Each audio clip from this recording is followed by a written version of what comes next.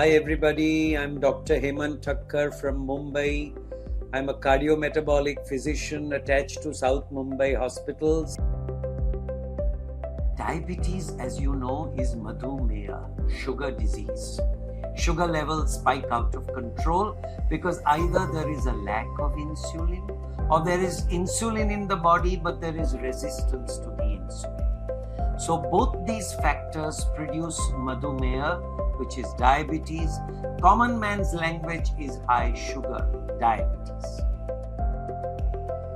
Normal blood sugar levels vary in their fasting and post-lunch, but usually anything between 70 to 120 fasting and between 120 to 160 post-lunch is acceptable. Then of course you have to get a persistent elevation before labeling yourself as diabetic. Danger is persistent blood sugar. If I eat 12 pieces of sweetmeats of different varieties, my sugar can go to 300, 350. But then it comes down to normal. It was like a wild sugar smack. But the important thing is persistent. Despite the fact that you eat wisely, but your little bit of rice, a little bit of sugar, and persistently your sugars are 250, 300, that is diabetes. That is dangerous because persistently elevated sugars will create problems. You need treatment, see your doctor. Insulin is an hormone, a hormone which is secreted by the beta cells of the pancreas.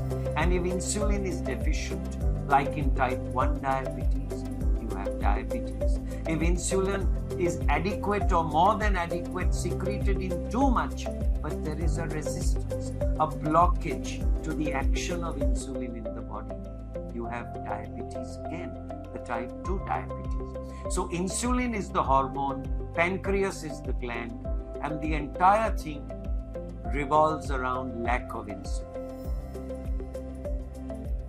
The type 1 is insulin lack. Type 2 is over a period of time the insulin reduces, but there is insulin resistance. One is seen congenitally, childhood, and one is seen after the age of 25, 30.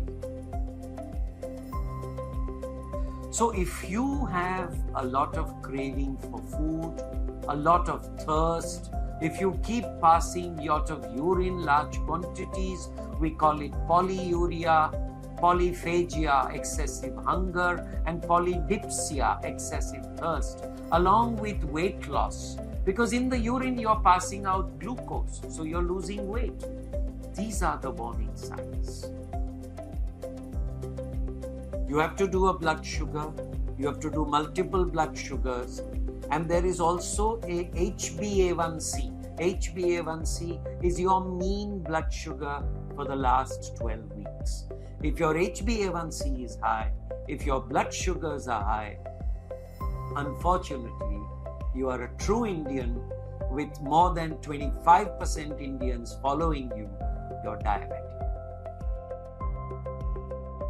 If you're mildly diabetic or pre-diabetic, you can manage with diet. But don't be a macho, don't try to be a hero. The patient comes and says, "Saab, main nahi khaunga, ye wo nahi khaunga, ye chhodunga, wo chhodunga, but dawai nahi lunga." He does it for 2 months, 3 months, brings his levels down. Then he doesn't do his blood sugars, he doesn't see you, the sugars go back, and then they hit the ceiling. So remember, be prudent. You can't live like a hermit all your life. You want to live happy, you want to live healthy. A diabetic plays cricket like your Pakistani fast bowler. A diabetic acts in films, I don't want to say who.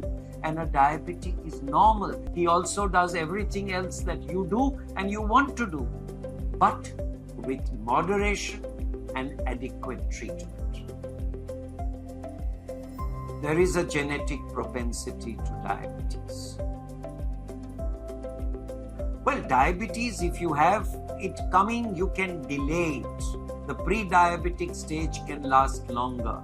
And you can, of course, there are certain studies where you take large doses of insulin when you are detected to be diabetic, and you can put it in remission. But remission means it will come back.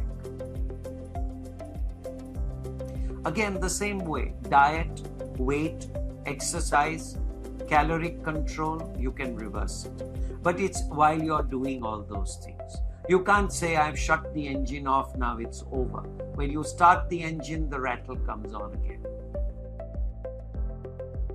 Just imagine that every nook and corner of the body is being inundated with blood which has got 300 and 400 milligrams of sugar. So every cell is going to be sunken in high glucose. It damages the eyes, the heart, the brain, the kidney, the cells, everything.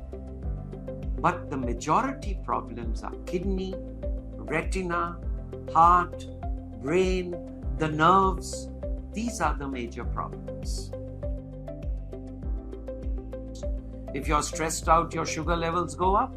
If you're stressed out, you don't have a regime of eating. And if you're stressed out, you drink sweet drinks, you drink alcohol, you eat sweets. So stress is a no-no. One causes the other. If you're depressed, you eat, you drink, you sleep, all out of whack, you can get diabetes. If you're diabetic and your sugars are not coming down and everybody says, ye mat khao, wo mat khao, ye mat karo, wo mat karo, you get depressed. So you have to learn to live with diabetes, enlightened. If you see programs like this, which show you your glass half full and not half empty, you will live happily ever after. So here's my message. If you're diabetic, don't panic. 25% of Indians are almost diabetic. You can live happily ever after